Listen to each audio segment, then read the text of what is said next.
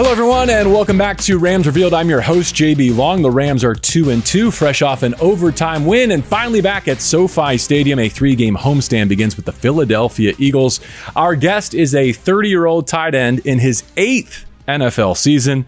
Just inked a nice extension with the Los Angeles Rams. For the first time in many years, we welcome Tyler Higbee back to Rams Revealed. How you doing, buddy? I'm great. Appreciate you having me. Well, let's start right from the most recent victory, and what better way to leap into this. I got to imagine there's a much different feeling flying home Monday night from Cincinnati versus Sunday afternoon from Indianapolis. 100%, started the game off great in first half, second half didn't go as well as we wanted to, but, end up coming out with a dub. It's so hard to win in this league that, anytime you get a win, it's amazing feeling, and always a little bit better on Monday morning after a win, and, well, I guess Tuesday last week. No, I hear you, right? Like the next day, it's always a little bit better coming off a win than it is a loss. Especially, man, you take a bitter loss, and then it's Eastern time, Monday Night Football. We got home at what? 3:30 in the morning, whatever it was. I think I got in my bed about 4:35. You guys spun it around really well, though. Kudos to put forth that effort. Normally, West Coast teams, as you know, traveling to the Eastern time zone have not fared well. It's always been a strength of yours and Sean McVay's Rams. Yeah, I think it's just staying ready to play, not thinking too much of it, not letting the outside stuff affect you, and just, going out there and executing your game. Let's relive overtime, shall we? That was so much fun. I think we should just go through it. And let's begin with Ben Skoranek winning the coin toss. He's a Fort Wayne, Indiana kid. I love it. He's been going out there with Stafford, right, as your kind of captain coin toss guy, but he went out there solo for overtime. Yep. And stayed with Tails Never Fails. Stays with Tails. The word on the street is that he had been 0 for 2, I think, with Tails, and probability numbers wise, I think he was like, you know what, I got a X% chance here for it to hit Tails, so stuck with it. You seem like the type that might weigh in on some of those things. Did you get with him and talk through his strategy at all? Okay. I didn't. In the past, I'd had former Ram Johnny Munt used to have his lucky rock in the bottom of his bag, and whatever rock it was sitting closer to, he had 2 quarters. Whatever one that was closer to, that's what he would kind of feed Matthew before the game, and he was pretty automatic with that one. Are you serious? Yeah, so that's for some of the coin in the past, I was a little more involved with that one, but not so much anymore. Interesting. From Munt's Nuts, right? The packing facility in the Central Valley to rocks in his travel bag. The things you learn on Rams Revealed. But it felt like we were watching the opening drive of the game a little bit in overtime, right? You kind of start that very similarly. I don't know if the concept, the play was exactly the same, but getting that drive started with the in-breaker to Puka. Yeah, I think so. It's overtime, just try to take the ball, try to score. I think Matthew does such a good job of keeping everybody composed in that offense, and staying calm, cool, and just going out and worry about executing your job, and we made it happen. How pleased were you, as someone who's kind of the focal point there in both the run and pass game, with the way you established and sustained the running game, including in that final drive? Yeah, I think it was great for us. I mean, you see week 1, we did something very similar, and we're able to come out there with a win. And I think this offense, it's a complement of the run and the pass, and when we're able to do that, we're dangerous. All right, so let's get to the game-winning play. If I'm not mistaken, you came off after your target on second down. I did. The insides got shooken up a little bit there, but couldn't breathe for a second, but I'm all right. Okay, so did you have a vantage point for the game winner? Decently. Okay. Decent. And your take was what? Catch it, score it. You could tell it was a coverage bust, and he was just wide open. I saw him kind of running out there, pretty wide open, and I was like, catch it, score it. And that made your insides feel better? I trust. Him catching it and scoring it made it feel a lot better. I'll get back to Puka in a second, but I want to have you elaborate a little bit, Tyler, about what you said post-game about Matthew, okay? Here's the quote. There are some quarterbacks that are quarterbacks playing football, and there are some football players that are quarterbacks. I like that. The dude's a football player that plays quarterback. He's one of the toughest dudes that I've been around. Can you tell us more? Yeah, I mean, just, he's a tough competitor. You guys saw that on display yesterday. We see it, day in, day out. It's a long season. Guys go through injuries, and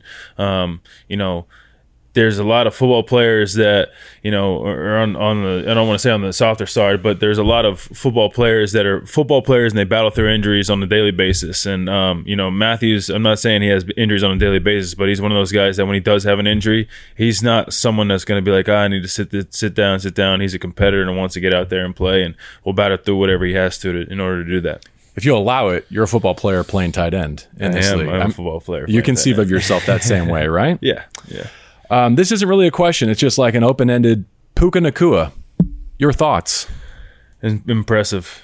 impressive. His ability to come in as a young rookie and grasp this offense, because it's not necessarily an easy offense to just jump in and go do your thing. You gotta have it right up here, as well as with the physical stuff. And his ability to just seamlessly come in, go to work. No moments too big for him. As you can see, he can win his one-on-ones, make contested catches.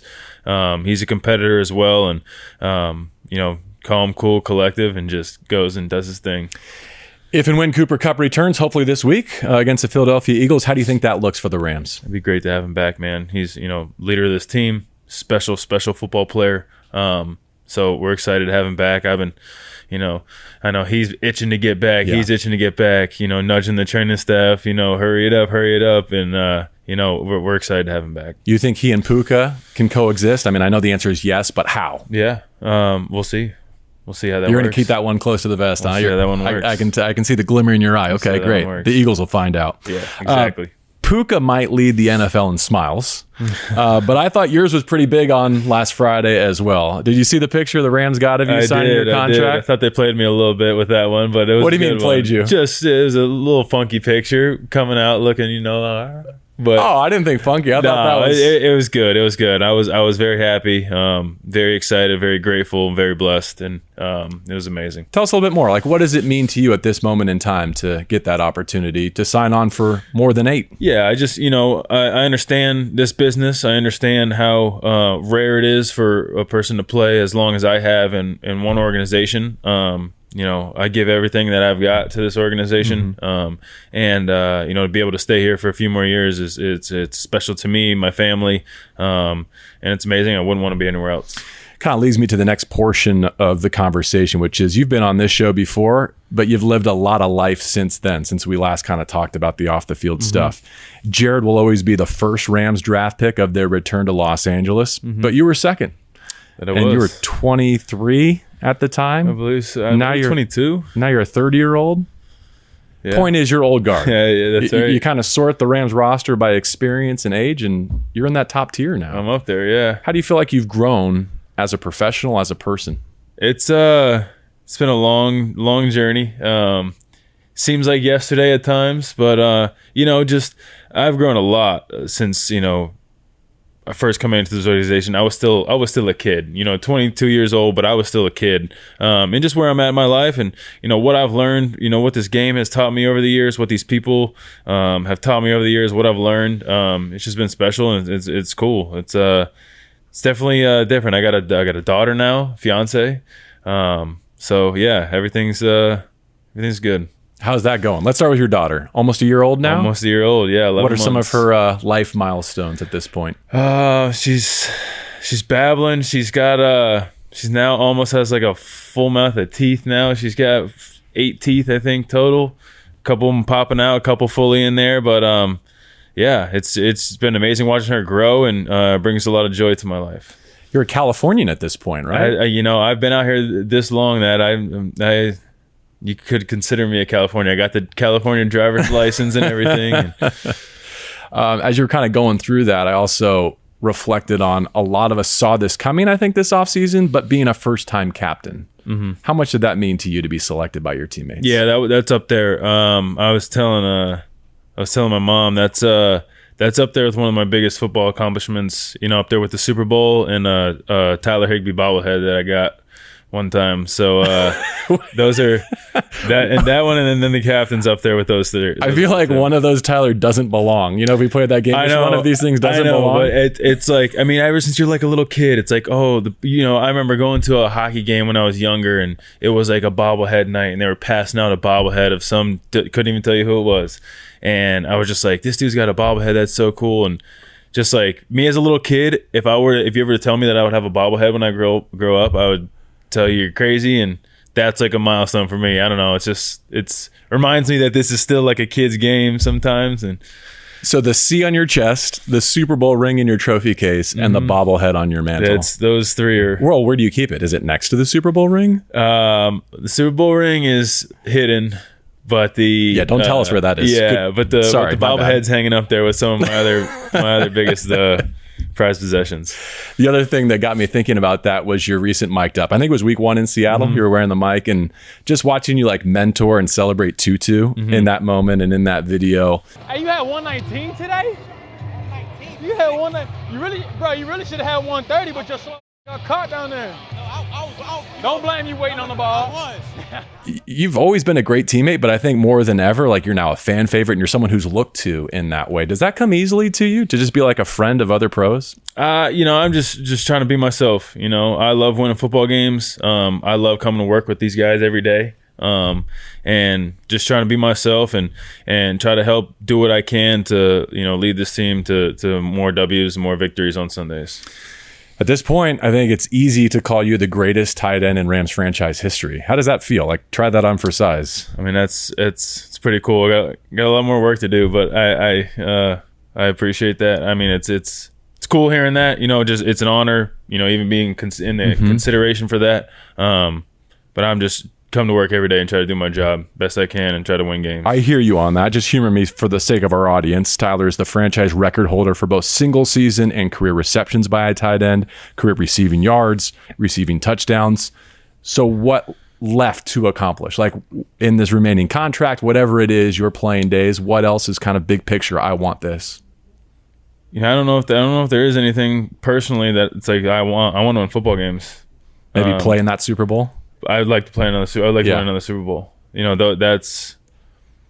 That's what's big to me. I like winning football games, and I want to win another championship. You get to taste it, and it's like I want this again.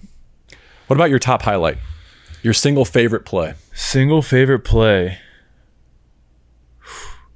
Am I? I don't know. That's a good one.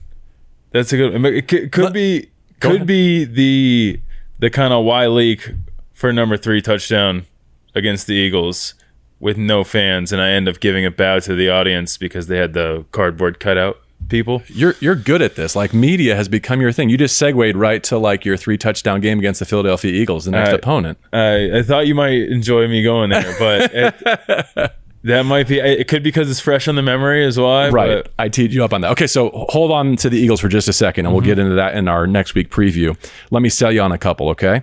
First, I don't think we remember fondly enough your 5-game finish to 19, right? Because as a team, the Rams didn't get to where we all wanted you to go to, but those 5 games, Tyler, 56 targets, 43 catches, 522 receiving, and 2 touchdowns. Like, that was a serious rip. The heck of a run. I think you need to put those cut-ups together and make sure Matthew knows about that. Do you think he's ever been notified that? I don't know. And then the other 2, NFC Championship game, New Orleans. Jared's kind of boot actions out both sides, heat coming his way, and the arm angles, the throws that he made to set up the Greg game winner. Yeah, those were epic. That's man. Up there. Hearing that stadium go quiet at the end, because that was the loudest game I think I'll ever play in, and that was pretty sweet. Okay, so now we've got the highlights of Philadelphia teed up. Next opponent, the Eagles. You beat them in that COVID year, 5 receptions, 3 scores. You said the third was your favorite, maybe the hat trick, career high 3 touchdowns. Bone uniforms that day too, just like you had against the Colts. I think that's a good look for you in the Rams. Do you have a favorite kit? I don't. I think that's one of my least favorite kits that we have. It's fine. The white and blue, or the all blues. All blues are pretty sweet. You're an all blue guy. Yeah. I was not a huge fan of the mustards, the all yellows, a few years back, but I just felt like I looked like a tall bottle of mustard. Someone's going to chime in the comment section about the all blues. I can feel it already, but that's okay. You're entitled to your own opinion. How about the opportunity this week against the undefeated Eagles, though? How do you conceptualize that? Yeah, great challenge for us, and ready to go out there like we do every week, and see if we can't handle what we need to and get a W. Nick Caley, new tight end coach. What imprint has he made so far on your season? He's great, man. He's special. He's been in New England for the last 8 years and worked with some great guys over there. He's taken a lot of great concepts and plays. For us in the tight end room, he's a great coach, and his energy is unmatched. Reminds me of Sean a little bit and how much he loves the game of football. It's just been great working with him, and excited for what's to come. Part of the reason I ask is I wonder if you fashion yourself as a coach. someday? I could see you coaching in a tight end room. Maybe someday. Is that your thing we'll at see. all? I mean, I like working. I'm good at working with kids. I don't know if that's at what level I would want to coach, but we'll see.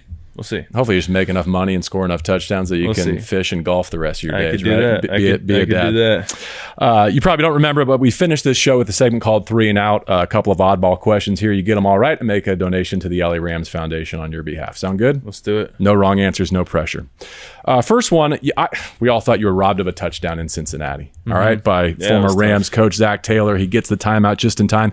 Did you have an end zone celly locked and loaded for that one? I did not. Actually, okay, I did not.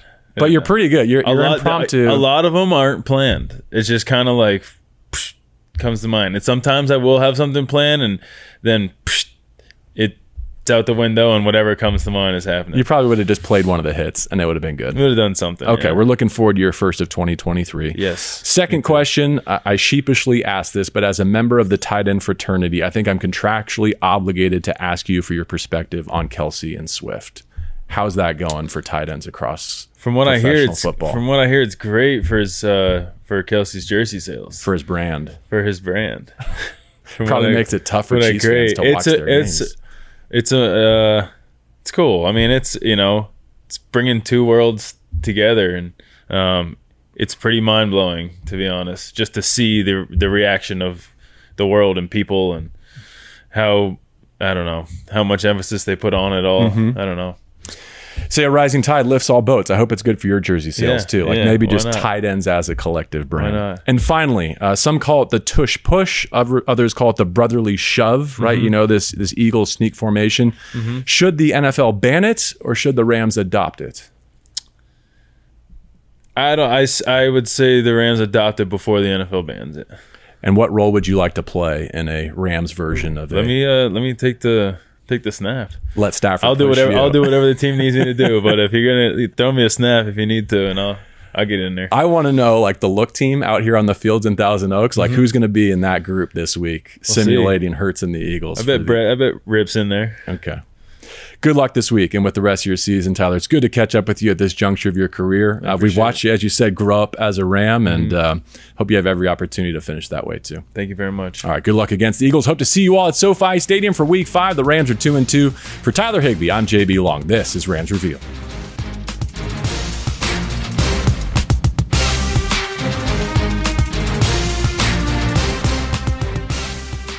Thanks for watching. Make sure to like and subscribe so you don't miss out on our videos.